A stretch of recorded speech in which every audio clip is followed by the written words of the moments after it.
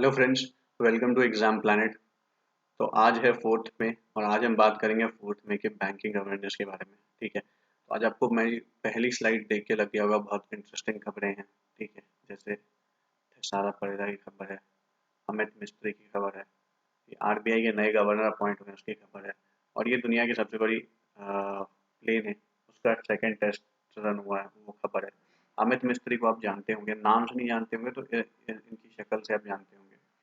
ये एक्टर हैं, फिल्मों में काम कर चुके हैं, टेलीविजन में काम कर चुके हैं। इन बेचारे की 43 की उम्र में अनफॉर्चुनेट डेथ हो गई है कार्डियक अरेस्ट से। ठीक है, मैं भी आपको थोड़ी थोड़ी चीज़ें बता दे रहा हूँ पर अंडर डिटेल में। जैसे सारा बराटे के बारे में न्यूज़ है कि 32 ईयर्स की उम्र में इन्होंने संन्यास ले लिया इंटरनेशनल क्रिकेट से, और ये हमारे नए आरबीआई के गवर्नर बने हैं। चलिए स्टार्ट करते हैं हमारी पहली स्लाइड से। So, SEBI levies fine of rupees 1.75 crore on several entities in Vakrangee case. ठीक है, याद रखिए वकरंगी केस जो हुआ था उसमें सेबी ने अलग अलग कंपनीज के ऊपर लगभग 1.75 करोड़ का की पेनल्टी लगाई है। राइट, अब देखिए मार्केट रेगुलेटर सेबी, मैं पेन सेलेक्ट कर लूं एक मिनट। हाँ, तो मार्केट रेगुलेटर सेबी जो है, अब आपको ये पता होना चाहिए कि सेबी है कहाँ पे। सेबी के हेड कौन है? सेबी के हेड है अजय त्यागी, ये आपको पता होगा। सेबी का हेडक्वार्टर कहाँ है बताइए। आप लोग कुछ भी कमेंट वमेंट नहीं करते यार। सेबी का हेडक्वार्टर बताइए आप मुझे, मैं आपको सारी चीजें बता देता हूँ, आप कुछ नहीं बताते हैं अपनी मर्जी से। सेबी का हेडक्वार्टर बताइए मुझे, कोई कमेंट करेगा? सेबी का हेडक्वार्टर है मुंबई में।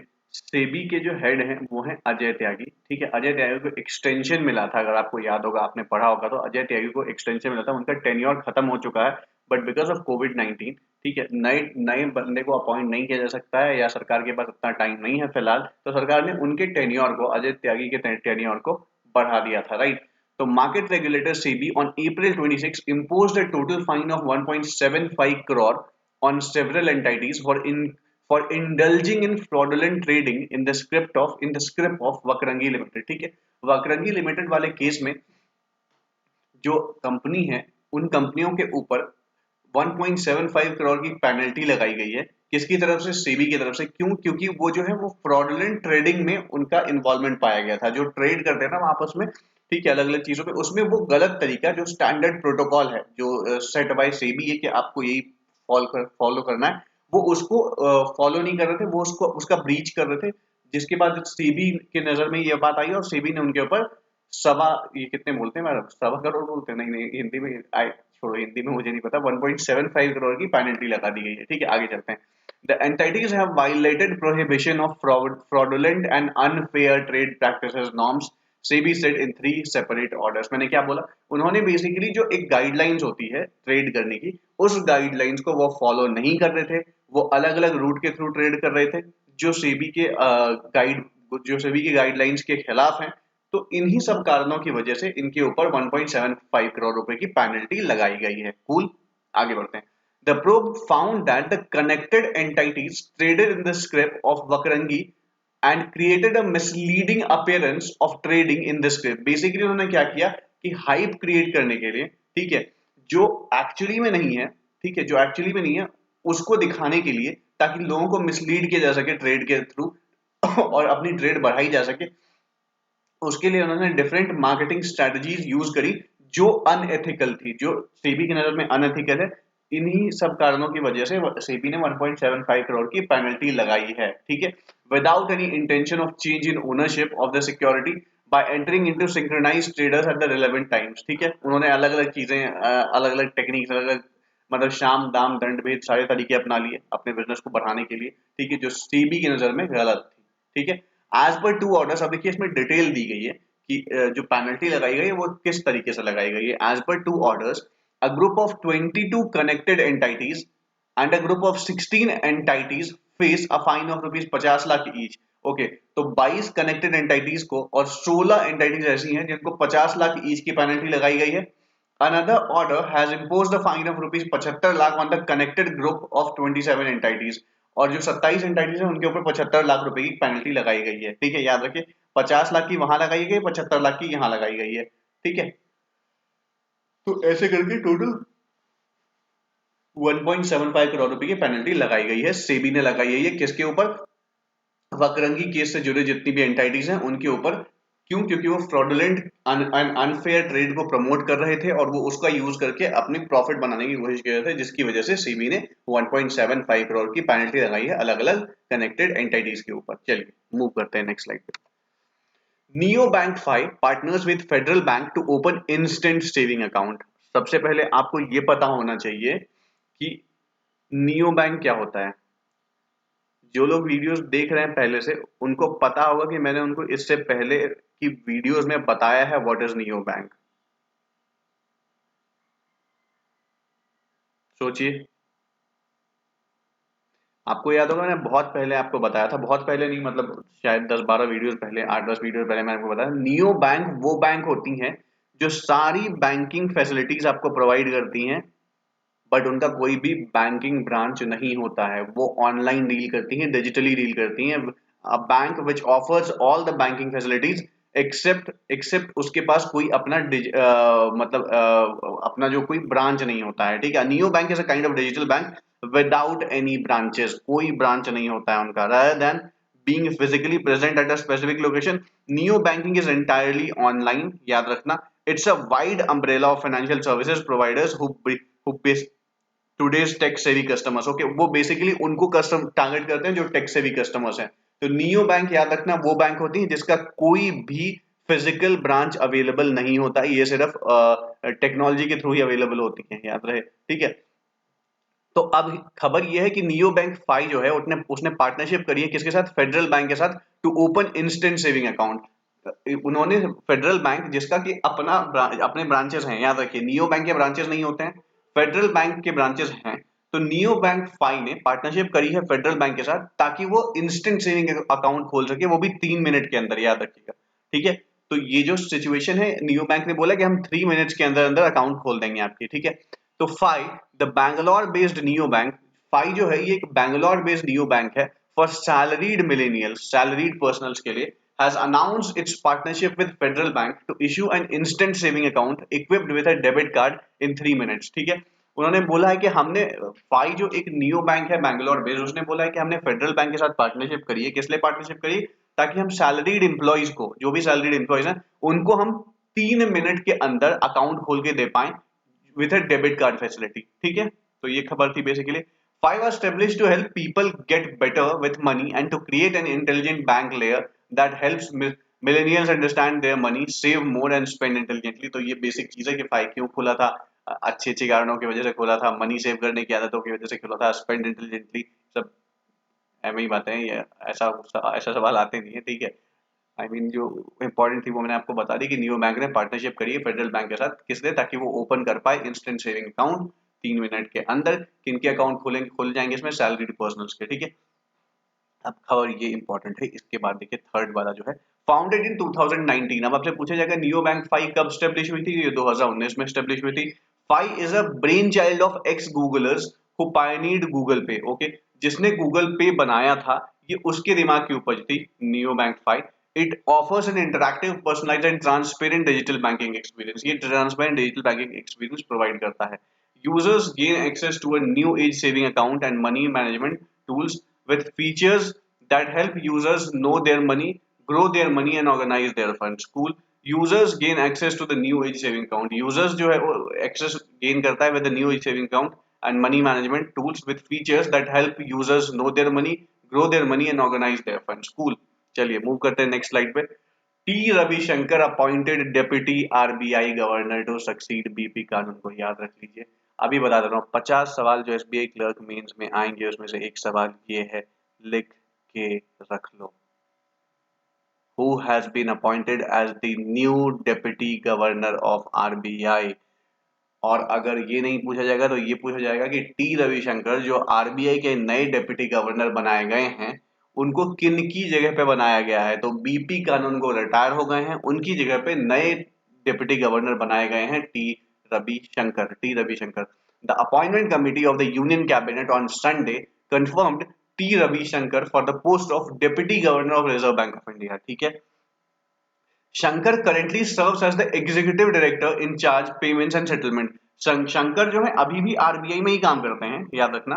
Shankar currently serves as the executive director, वो अभी एग्जीक्यूटिव डायरेक्टर की पोस्ट पे थे, incharge of the payments and settlement, payments और सेटलमेंट के इंचार्ज थे, एग्जीक्यूटिव डायरेक्टर थे आरबीआई के अंदर ही अभी उनको प्रमोट करके न्यू डिप्टी गवर्नर बना दिया गया है।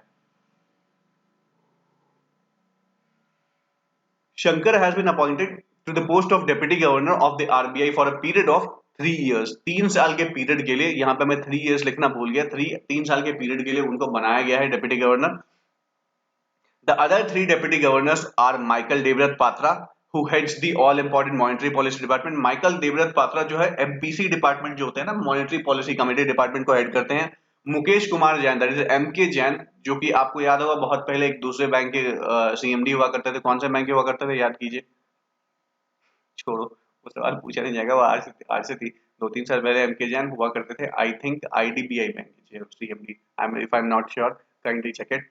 ठीक है, पर अभी उसका कोई तुक नहीं है, वो नहीं पूछा जाएगा आपसे। MK Jain the commercial banker turn central banker. Okay, MK Jain जो है ये कमर्शियल बैंकर थे पहले, उसके बाद वो सेंट्रल बैंकर बन गए। एंड राजेश्वर राव और राजेश्वर राव जो है, ये तीन अभी वहां पे डिप्टी गवर्नर है, और चौथे ये आ गए हैं टी रविशंकर। तो 4 गवर्नर कौन कौन से हो गए, एक तो हो गए Michael Devvrat Patra, MK Jain, Mukesh Kumar Jain, M Rajeshwar Rao और टी रविशंकर। 4 आपके डिप्टी गवर्नर हो गए। गवर्नर हमारे कौन है, गवर्नर हमारे हैं शक्तिकांत दास। ये 5 चीजें आपको याद होनी चाहिए। शक्तिकांत दास कौन से नंबर के गवर्नर हैं, ये देख लेना एक बार पक्का।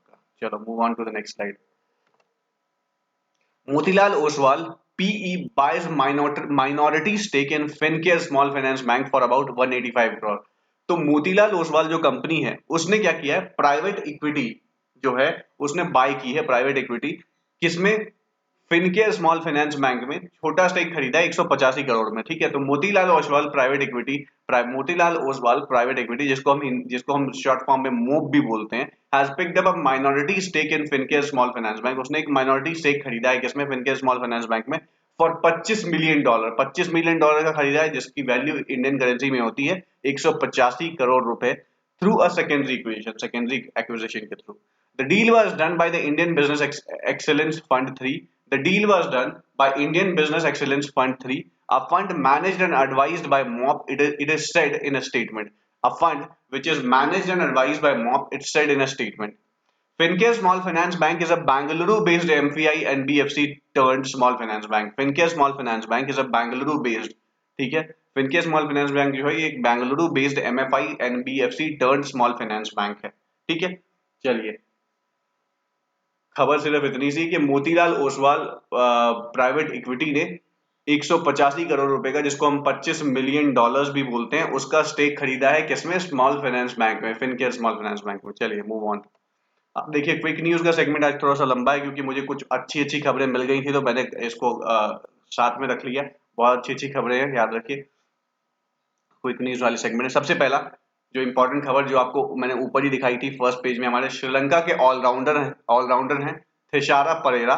उन्होंने अनाउंस कर दी है अपनी retirement. He announced his retirement from international cricket. He is only 32 years old right now. ठीक है, 33 साल में सुरेश रैना ने अनाउंस कर दी रिटायरमेंट। अब 32 साल में इन्होंने अनाउंस कर दी रिटायरमेंट। बट इन्होंने इसके साथ ये भी बोला कि मैं अलग अलग लीग्स खेलता रहूंगा, जो जो मुझे परचेज करेंगी टीम। आपको पता होगा बहुत सारी लीग्स दुनिया में चल रही है श्रीलंका, क्या एक तो बांग्लादेश प्रीमियर लीग, IPL चल रही है, कैरेबियन प्रीमियर लीग चल रही है, और भी बहुत सारी लीग चलती हैं, बिग बैश चलती हैं।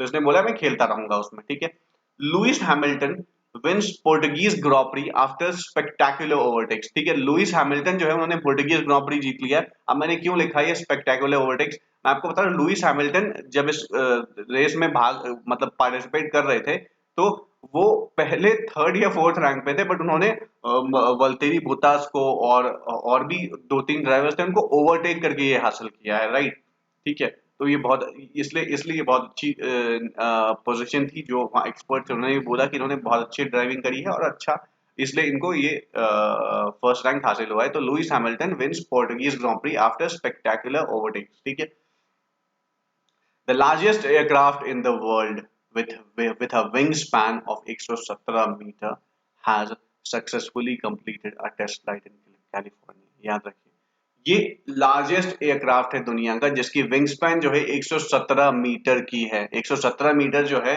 मैं आपको फर्क बताता हूँ, ये 17 मीटर जो नॉर्मल बोइंग की फ्लाइट्स होती है ना, थ्री, यहाँ पे लिखा है देखिए, नोन एज द रॉक, इसका नाम रॉक है, R O C Roc, and build by a company called Star Launch, Strato Launch ने इसको बनाया है। Basically the plane has the equivalent wing span of 3 Boeing 747 longer than an American football field. इसकी जो wing span है वो एक फुटबॉल फील्ड से भी जो बड़ी है, याद रखिएगा। तो ये बहुत बड़ी, दुनिया की सबसे बड़ी प्लेन है। The largest aircraft in the world with a wing span of 117 metres has successfully completed test flight in California, ठीक है, नोन एज द रॉक, जिसका नाम है Roc, and build by company called Strato Launch. The plane has an equivalent wing span of 3 Boeing, 3 Boeing जहाज खड़ी कर देंगे उससे उतनी बड़ी इसकी विंग स्पैन है, 747, longer than an American football field. Justice retired PC Pant appointed acting chairperson of NHRC with effect from April 25। आपको पता होगा जो रिटायर्ड सुप्रीम कोर्ट के रिटायर्ड जस्टिस हैं पीसी पंत, रिटायर्ड जज है पीसी पंत, उनको अपॉइंट कर दिया गया है acting chairperson of NHRC with effect from April 25 से, क्योंकि एनएचआरसी के जो चेयरमैन थे वो हो गया है, बेसिकली वो रिटायर हो गए हैं। तो उनकी जगह पे भी जब तक कोई नया बंदा अपॉइंट नहीं होता है तो इनको ही क्या बोलते हैं, अन क्या बोलते हैं हिंदी में उसको, मतलब एक्स्ट्रा प्रभार दे दिया गया है उनको, ठीक है। तो वो अभी अप्रैल 25 से नए एक्टिंग चेयरपर्सन होंगे एनएचआरसी के, ठीक है। कौन होंगे? P C Pant. Move on to the next slide. मैंने बोला था क्विक न्यूज मैच थोड़ी सी ज्यादा न्यूज है। श्यामला गणेश, श्यामला गणेश जो है एक बेंगलुरु बेस्ड जापानीज टीचर हैं। श्यामला गणेश जो है वो एक बेंगलुरु बेस्ड जापानीज टीचर हैं। उनको जापान ने अपने यहाँ की तीसरी सबसे बड़ी अवार्ड से सम्मानित किया है, third highest order of Japan, जिसका नाम है Order of Rising Sun. Order of Rising Sun ये तीसरी सबसे बड़ी अवार्ड है जापान की, third highest order of Japan, जिसका नाम है ऑर्डर ऑफ राइजिंग सन, ठीक है। इससे सम्मानित किया गया है किसको? श्यामला गणेश को। ये एक बेंगलुरु बेस्ड जापानीज टीचर है, ठीक है। आगे चलो। Nirmala Sitharaman inaugurates India first 3D printed house at IITM, ठीक है। निर्मला सीतारमन ने इंडिया का पहला, इनॉग्रेट्स इंडिया फर्स्ट, पहला 3D printed house, 3D printed house IIT में इनॉग्रेट किया, ठीक है। हॉर्समैन जीएम खान, हॉर्समैन जो है ये एक हॉर्समैन थे, जीएम खान कर्नल रिटायर्ड है ये, ठीक है। Horseman G M Khan who won gold at the Asian Games died at the age of 74। इनके 74 साल की उम्र में देहांत हो गया। Horseman G M Khan, GM Khan जो थे इनका देहांत हो गया 74 साल की उम्र में। इन्होंने एशियन गेम्स 2000, एशियन गेम्स 19 कुछ में इन्होंने मैं आपको बता दूंगा वो देख के, ठीक है। एक मिनट रुक जाइए, मैं आपको बता ही देता हूँ।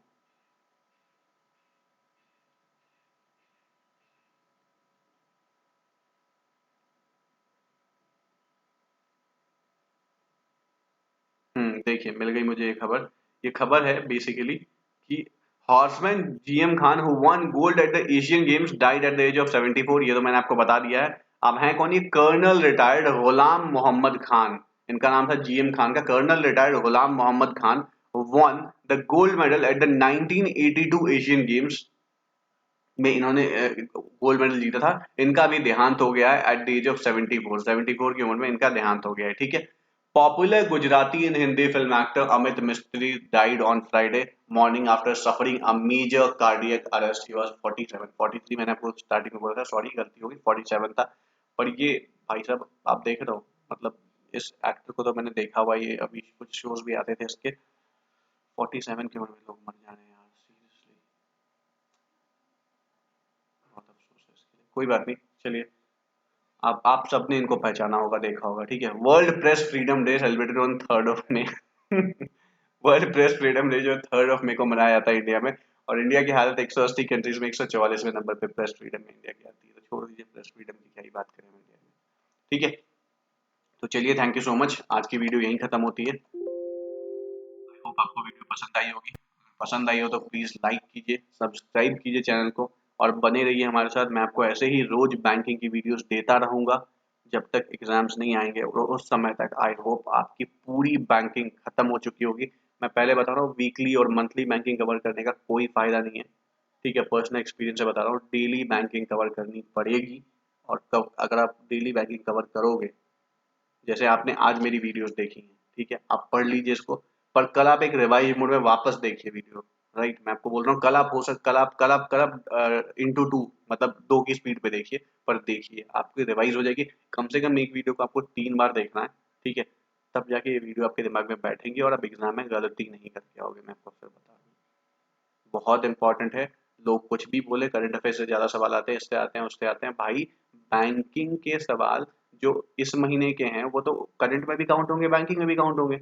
जैसे मैंने बोला, अब आप इसको बोल दो कि नहीं ये करंट अफेयर है, टी रवि ये जो टी रवि कुमार जो अपॉइंट हुए हैं आरबीआई के नए गवर्नर, भाई मैं इसको बैंकिंग में रखूंगा, आप इसको करंट अफेयर्स में रख लीजिए, ये आपकी मर्जी है। बट मैंने इसको बैंकिंग में कवर किया है ना, तो ऐसे ही सवाल आते हैं और आएंगे। ठीक है, आपको पता होना चाहिए आपको क्या पढ़ना है और कहाँ से पढ़ना है, ताकि आपका स्कोर अच्छे आ पाए।